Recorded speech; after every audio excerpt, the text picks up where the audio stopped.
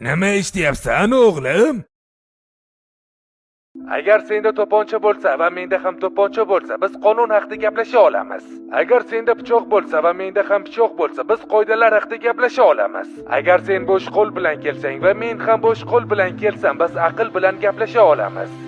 Lekin agar senda qurol bo'lsa va menda faqatgina pichoq bo'lsa, unda haqiqat sen tomonda.